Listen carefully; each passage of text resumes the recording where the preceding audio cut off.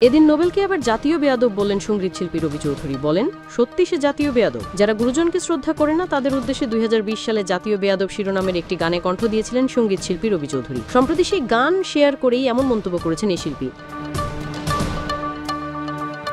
সম্প্রতি জাতীয় বেয়াদব শিরোনামে নিজের গাওয়া এই গান সামাজিক যোগাযোগ মাধ্যমে শেয়ার করেন রবি চৌধুরী। লেখেন, এই গানটি নোবেল গ্রেফতার হয়ে আবার প্রমাণিত হলো সত্যি সে জাতীয় বেয়াদব। দ্বিতর্ক আর মাইনুল আহসান নোবেল যেন একে অপরের পরিপূরক। সম্প্রতি এক কলেজ ছাত্রীকে মারধর এবং আটক রেখে নির্যাতনের অভিযোগে গায়ককে গ্রেফতার করা হয়, যার পরপরই নোবেলকে নিয়ে শুরু হয়েছে নানামুখী সমালোচনা। অনেকেই এমন বেপরোয়া স্বভাবের একজন শিল্পীর কঠোর শাস্তিও দাবি করেছেন।